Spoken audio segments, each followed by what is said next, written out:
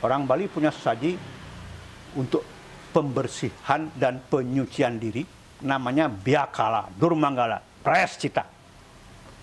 Nah, itu rumit bikinnya, nggak sembarang orang bisa bikin di Jawa. Sepintar-pintarnya orang Jawa membuat Banten Bali, belum tentu dia akan sepintar orang Bali membuat Banten Bali.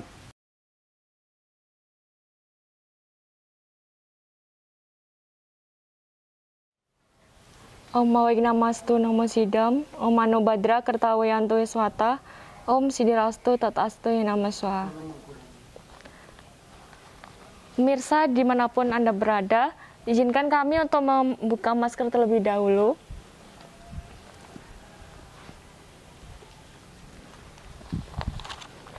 Sebelumnya, terimalah panganjali umat. Om Swastiastu. Om Swastiastu. Puja Astunggara kehadapan Sang Yang Widiwasa, karena kita dapat berkumpul bersama di Pura Kertabuana Bongso Kulon, Kabupaten Gresik. Di sini di samping saya sudah ada Ketua PHDI Desa Pengalangan Bapak Sandia Swastiastu. Dan di sebelah kanan saya lagi kita kedatangan narasumber spesial kita dari Jakarta, Bapak Romo Dewa Suratnaya. Om Swastiastu. Om Swastiastu, Mbak Pina. Untuk obrolan kali ini kita akan membahas tentang Raja Swala. Nah, di sini Raja Swala merupakan salah satu dari rangkaian upacara manusia yang penting, di mana di sini yang berperan penting adalah untuk anak-anak remaja yang berada di masa peralihan menjelang dewasa, yang lebih dikenal dengan masa akil balik atau pubertas. Nah, tentunya di sini anak-anak mengalami perubahan psikis maupun fisiknya. Nah, utamanya di sini kondisi anak-anak memang mengalami perubahan dalam organ-organ kelenjar, mulai mengalami hormon-hormon tertentu yang dapat berdampak kepada sikap perilaku yang semakin ekstrim, misalnya membangkang kepada orang tua. Nah, di sini akan timbul rasa ketertarikan kepada lawan jenis dan juga benih-benih cinta mulai mewarnai jiwa mereka, dan kondisi seperti ini wajar-wajar saja. Namun kita sebagai umat Hindu juga harusnya memonitor dan jangan sampai sikap-sikap seperti ini berkembang secara liar. Nah, untuk itu selanjutnya kita perkenalkan terlebih dahulu kepada di samping saya, yaitu Ketua PHDI Desa Pengalangan. Monggo Bapak Sandia. Oke. Terima kasih Mbak Bina. Om Awignamastu Namo Sidam. Para pemirsa umat Hindu dimanapun Anda berada, sebelumnya terimalah sumbanjali. Om Swastiastu. Om Swastiastu. Om Swastiastu. Om Anobadra Kratawiyanto Spata. Om Sidirastu Tatastu Astu Swaha. Perkenalkan, nama saya Sandia sebagai Ketua PHDI Desa Pengalangan. Perlu saya sampaikan, di Desa Pengalangan ini ada dua pura. Yang pertama, Pura Kertabumi dari Dusun Bongso Wetan, dan yang kedua Pura Kertabuana dari Dusun Bongso Kulon,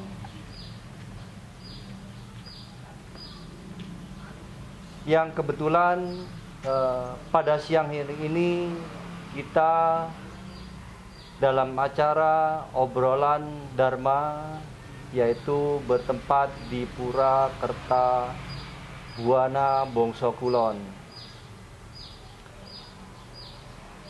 Pada siang yang berbahagia ini, kita kehadiran tamu yang sangat istimewa, yaitu sesepuh dari Hindu Nusantara.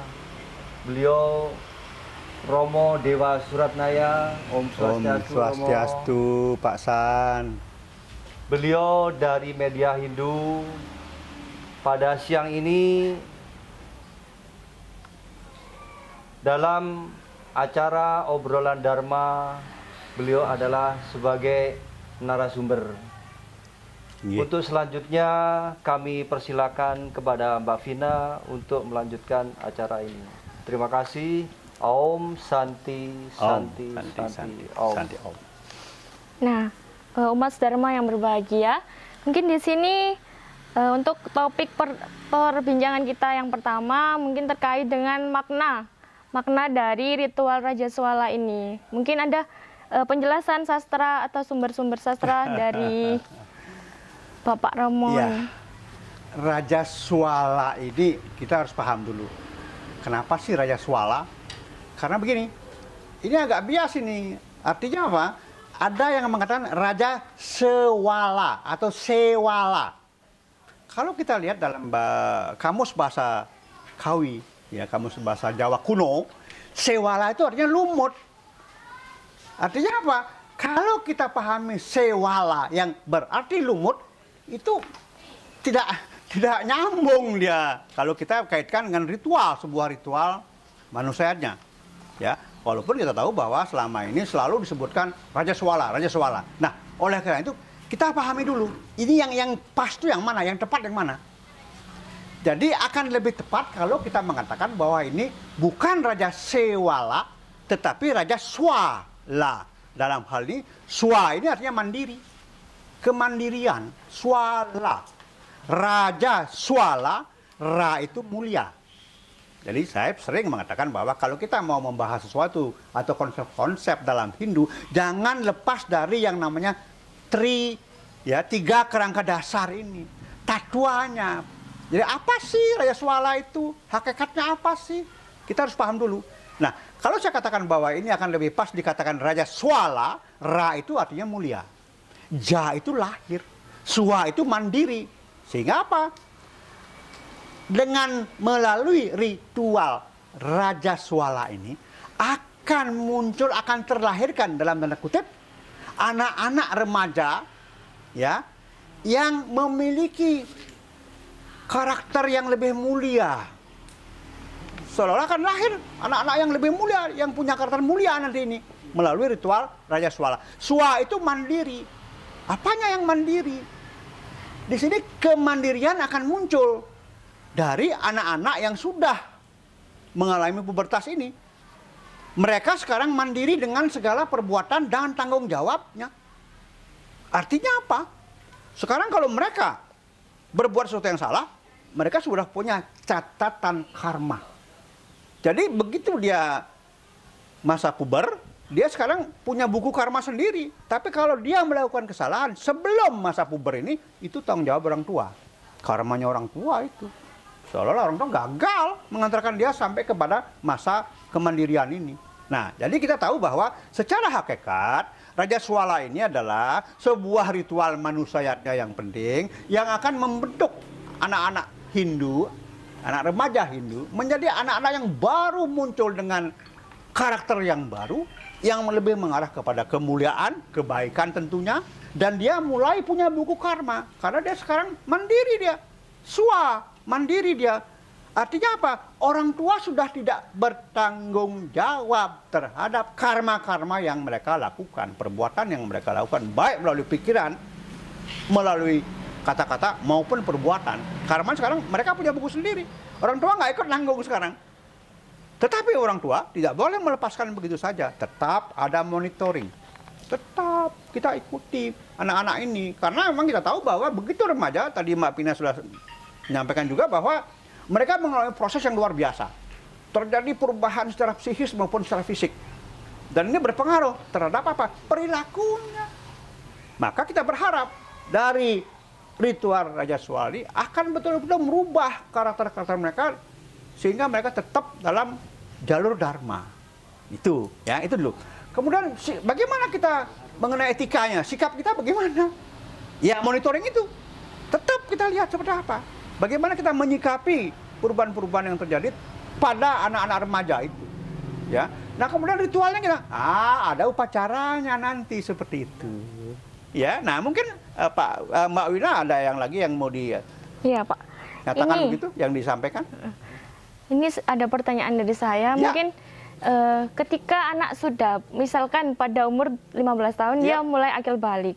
Kemudian seperti halnya saya belum melaksanakan Raja Swala. Nah, untuk proses ini seberapa wajibkah orang tua kepada anaknya mengupacarai ritual Raja Swala ini? Begini, ada beberapa perubahan-perubahan yang begitu agak-agak, katakan agak ekstrim terhadap seseorang, sampai menjelang dia payuhan.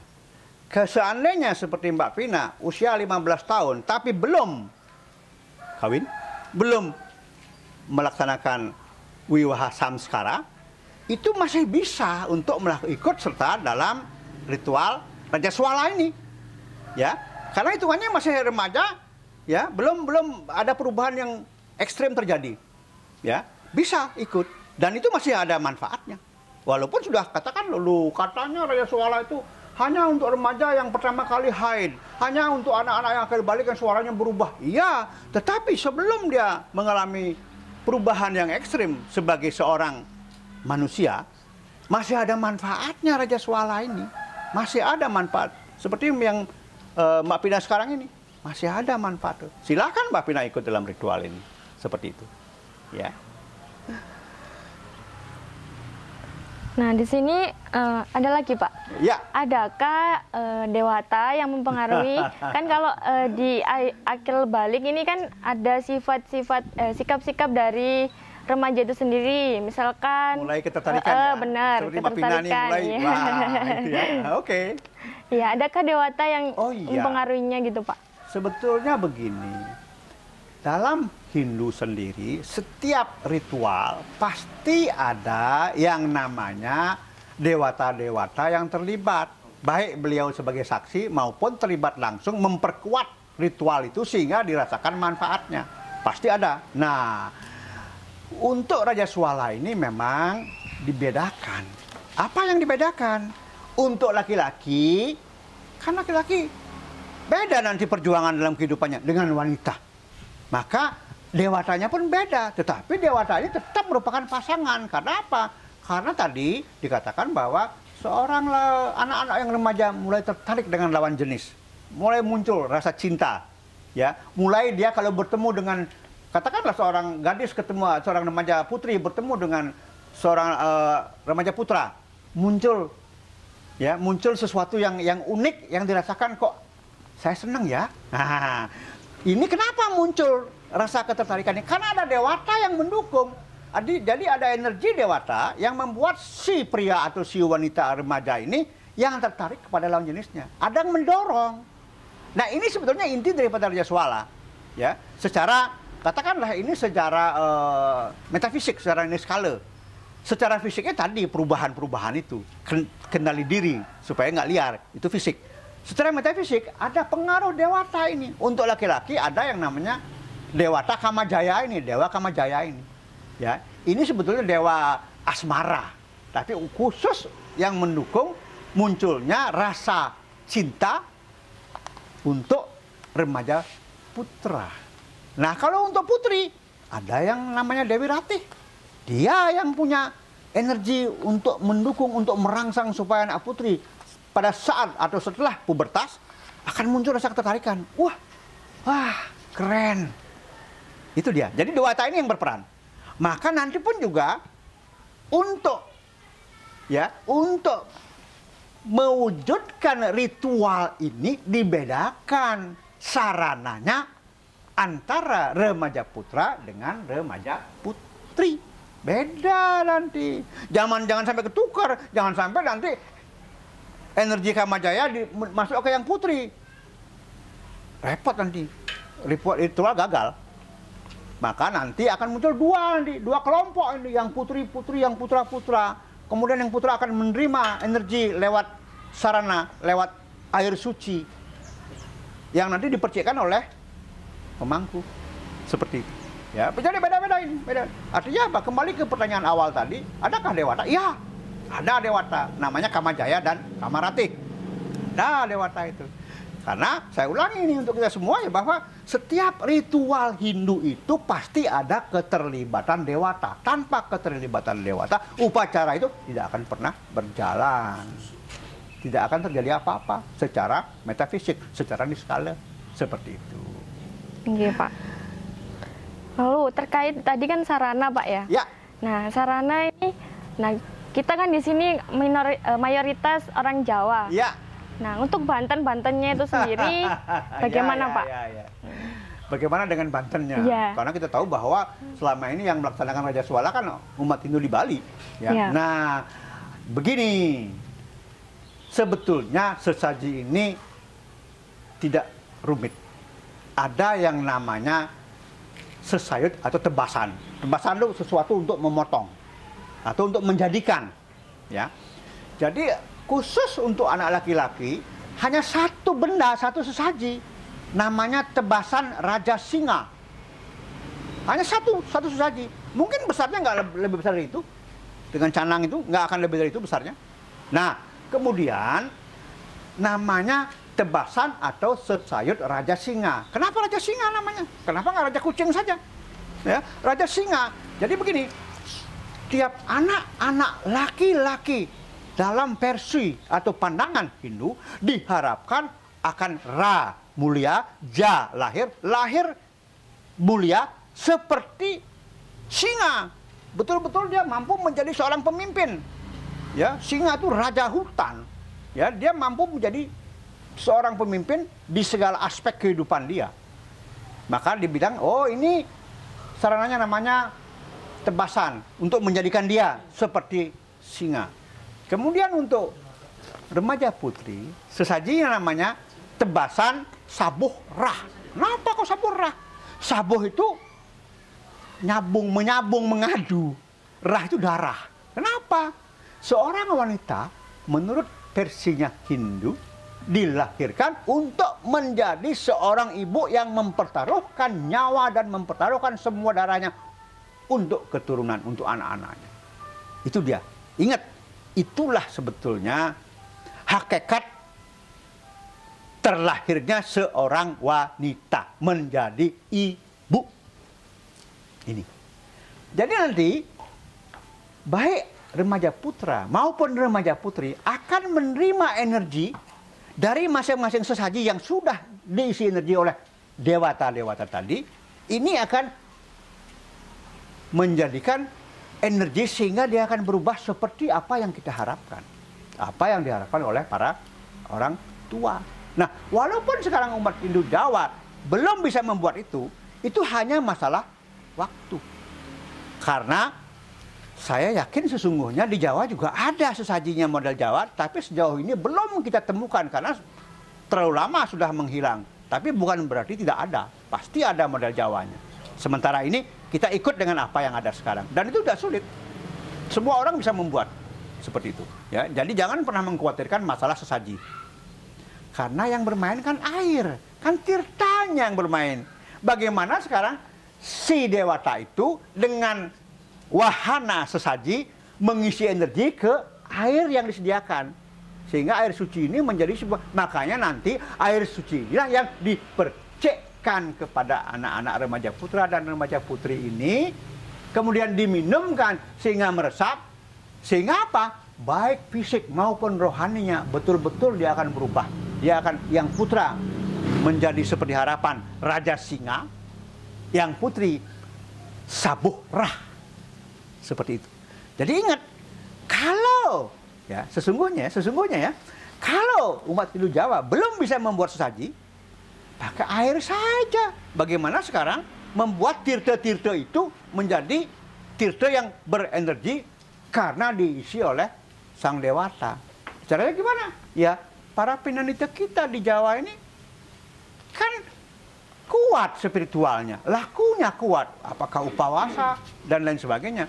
Sebetulnya kalau kita di Jawa ini pede, percaya diri, tidak perlu pakai Banten seperti Bali. Cukup pemangku fokus bahwa sekarang saya akan menurunkan Kamajaya sehingga Kamajaya akan mengisi tirta dan bunga ini sebagai sebuah energi yang nantinya akan membuat anak-anak remaja putra ini betul-betul berkarakter Raja Singa. Bisa, tidak perlu Jawa, tidak tergantung Banten, ngapain tergantung sesaji. Kecuali nanti kita sudah menemukan sesaji Jawanya. Tapi sebenarnya enggak.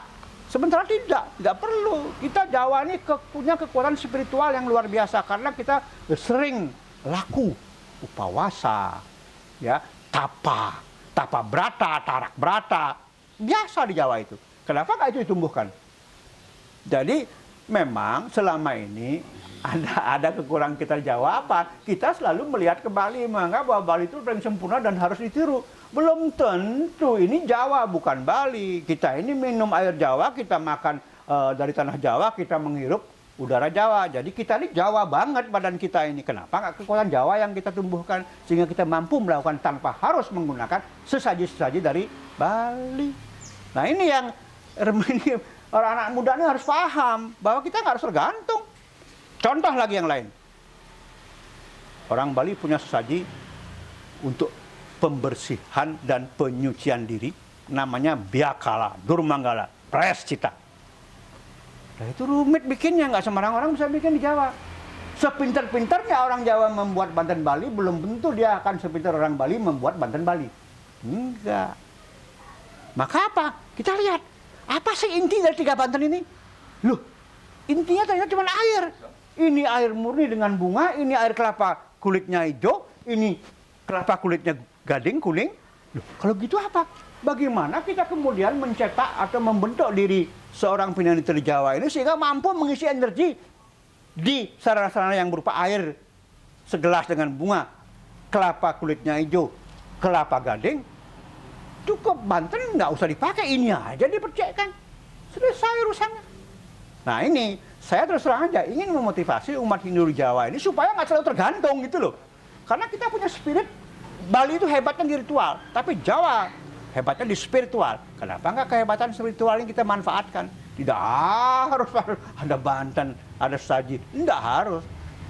Walaupun sebetulnya Jawa sendiri punya, tapi sementara itu belum ditemukan, karena selama ini kan orang Jawa lebih menjadi ingin seperti Bali. Kan ini permasalahannya.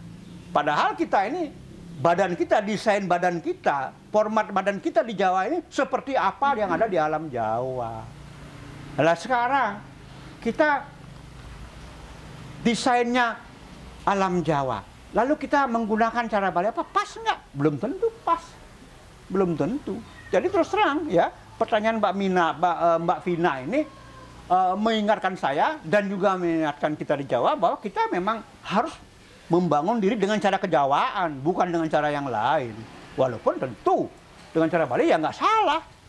Tapi kenapa kita harus lari dari desain asli kita?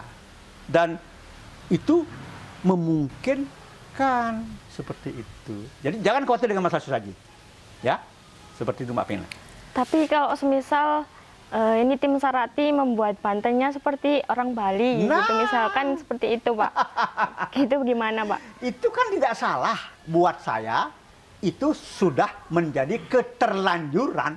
Namun sehebat apapun Banten Bali tadi saya sudah katakan yang bisa dibuat oleh umat Hindu di Jawa, tetap di dalam Banten itu harus ada ciri khas kejawaan. Nah, apa itu? Ciri khas kejawaan yang paling alami dan mencakup kesemestaan Jawa namanya cok bakal. Apapun itu yang kita bikin, Sarati biarkan, jangan salahkan mereka.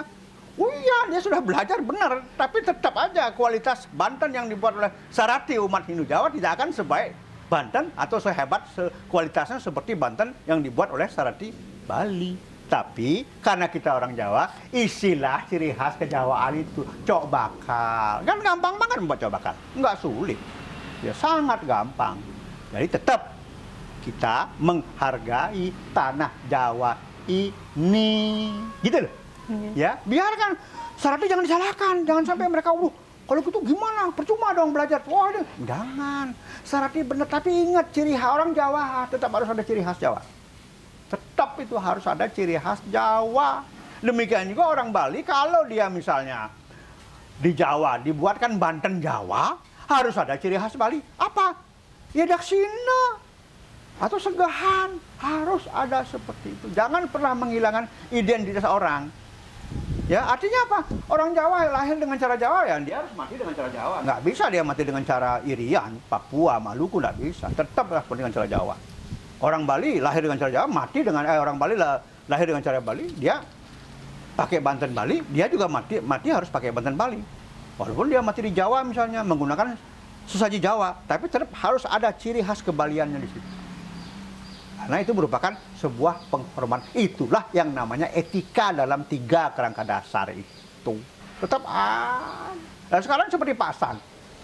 Lu orang Bali kalau sembahyang pakai baju adat Bali, pakai udang, lainnya pakai Madura.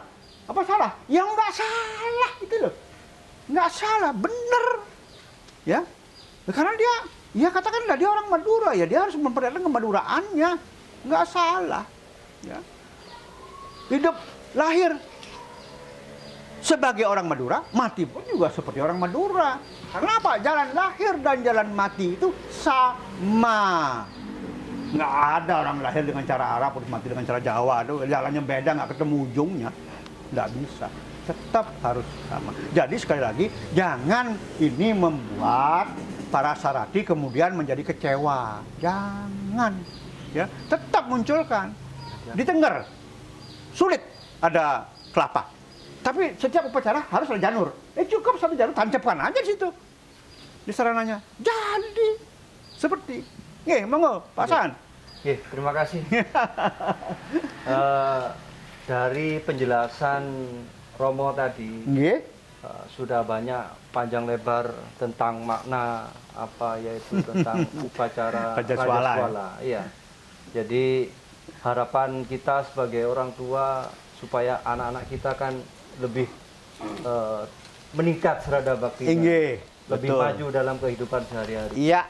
Nah, selain kita mengadakan acara ritual Rajaswala dengan Banten-Bantennya, entah itu Banten Jawa, Banten Bali, terserah itu ya. Banten Madura. Nah, langkah-langkah apa sebagai orang tua kita supaya anak-anak ini lebih kuat karakternya, jadi terhadap baktinya gitu. Ya, kita kan ingin anak-anak ini jadi manusia utuh seutuh manusia. Artinya dia betul-betul menjadi harapan, kan begitu. Nah, memang sesungguhnya kekuatan Hindu untuk menjalani kehidupan bagi anak-anak kita ini sebetulnya tergantung dari manusianya. Begitu lahir, dia harus disambut sebagai sebuah penghuni baru di bumi ini. Ada penyambutan. Kemudian setelah 3 bulan, ada acara 3 bulanan. Apa 3 bulan itu? Ingat, waktu lahir misalnya, Vina, ya Mbak Vina ini lahir. Bayi. Ada orang yang besuk. Yang besuknya paling akan bertanya begini. Ibunya sehat? Sehat. Bayi sehat? Sehat. Ya sudah. Padahal si bayi bisa lahir kalau dia nggak dibantu oleh air ketuban, darah, dan selaput lamas itu, kemudian di belakang dikawal oleh ari-ari, nggak bisa sehat ya. Padahal selama 9 bulan, 9 hari dalam kandungan, Mbak Vina dijaga oleh 4 saudara ini. Tapi begitu lahir, yang dia ingat cuma anak sehat, sehat, ibunya sehat. Oh sudah, yang lain terabaikan. Maka ketika bulanan, sedulur papat yang terabaikan dikembalikan lagi. Itu suatu hal yang penting. Itu manusianya yang penting. Sehingga dia akan tetap dijaga oleh yang 4 ini. 3 bulanan ada ritualnya.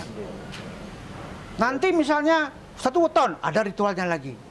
Nah, weton atau 3 bulanan ini sebetulnya juga salah satu cara untuk menghilangkan kewajiban-kewajiban atau hutang-hutang yang berasal dari kelahiran sebelumnya. Karena kita mendalam hidup meyakini yang namanya punarbawa atau lebih populer dengan reinkarnasi. Orang lahir, dia membawa muatan karma. Bisa positif, bisa negatif. Ini harus dinetralkan untuk yang negatif. Makanya muncullah bayuh kalau di Bali. Di Jawa juga ada bayuh. Bayuh di Jawa itu menggunakan 4 warna bubur, ya, 1 takir yang besar, lalu ada bubur putih, merah, kuning, hitam. Di tengah ada takir kecil lagi. Ada yang namanya tumpeng siwa, putih, nasi putih dari tumpeng, telur ayam mentah, ayam kampung. Kan telur ayam itu ada putih kuningnya. Iya. Ya kan?